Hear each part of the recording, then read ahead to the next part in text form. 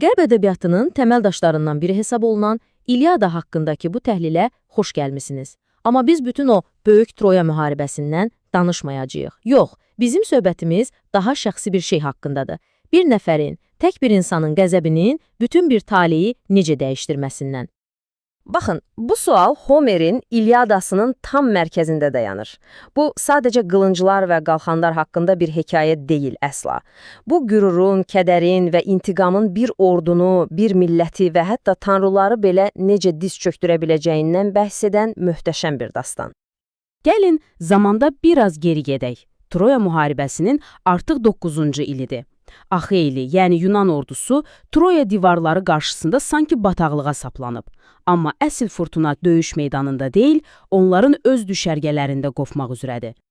Hər şey bir tanrının qəzəbi ilə başlayır. Bəli, düz eşitdiniz. Tanrı Apollon qəzəblidir, çünki onun kahininə hörmətsizlik edilib və o da cəza olaraq Yunan ordusuna ölümcül bir vəba göndərir.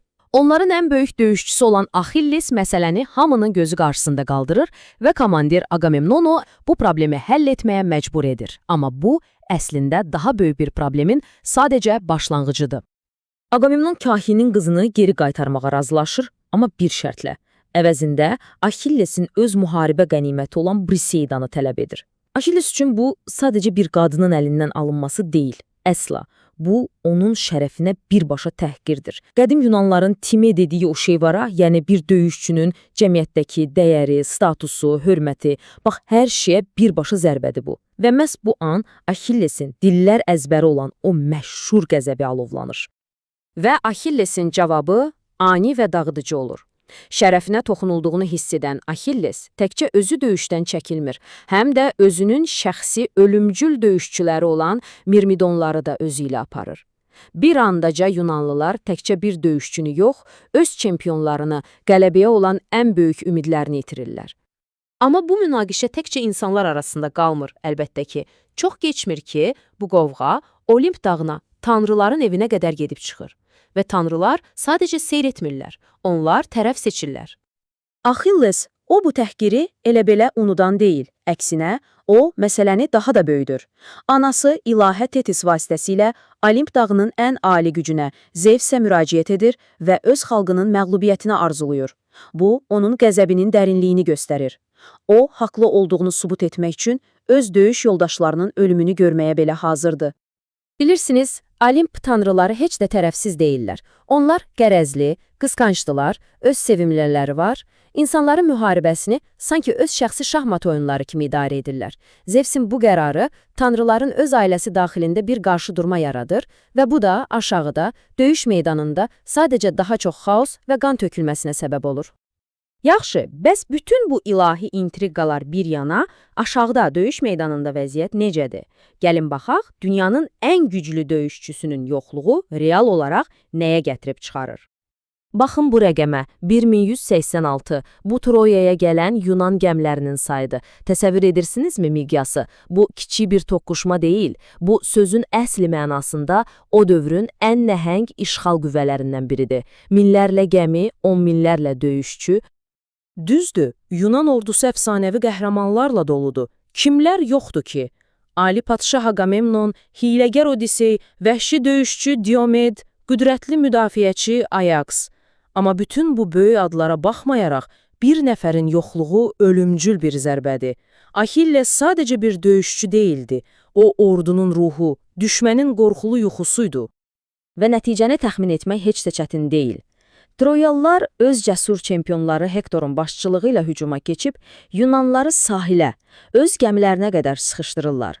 Döyüş o qədər pisləşir ki, Yunanlılar hər şeylərini atıb dənizə qaçmaq, yəni tamamilə məğlub olmaq təhlükəsi ilə üz-üzə qalırlar.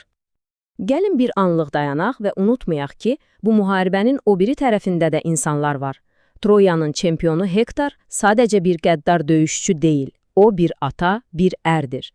Bu sitatda onun arvadı Andromaxanın ona necə yalvardığını görürük. Bu müharibənin hər iki tərəf üçün necə böyük şəxsi faciələr demək olduğunu bizə xatırladır.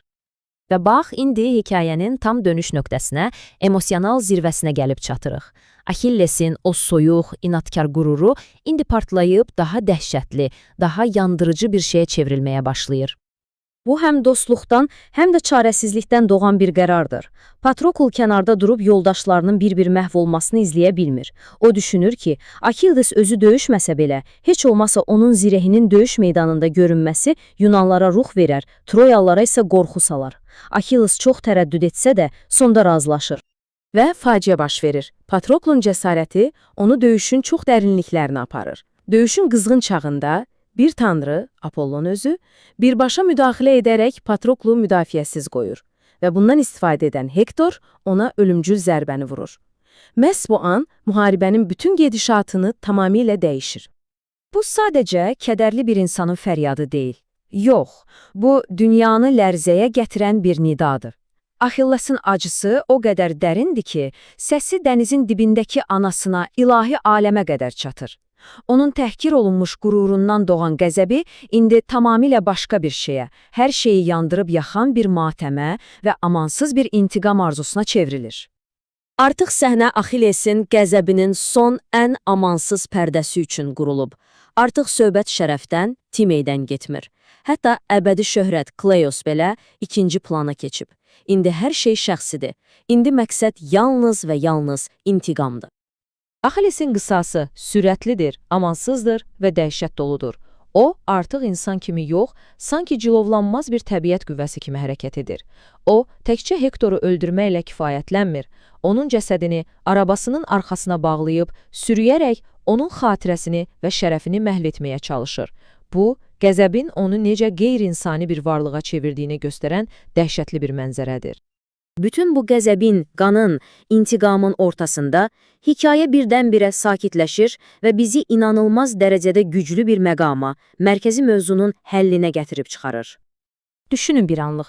Bu, ağlasığmaz bir cəsarət tələb edən bir addımdır.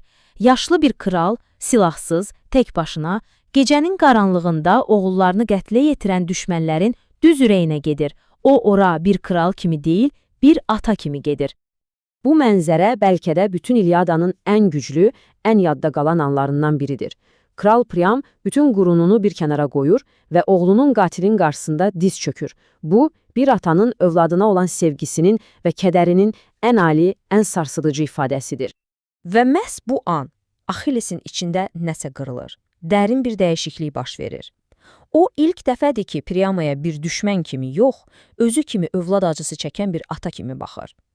Qisas alovu sönür və onun yerini ortaq insanlıq, ortaq kədər hissi tutur.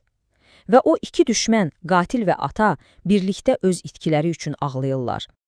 Beləliklə, İlyada sadəcə qədim bir müharibə hekayəsi deyil.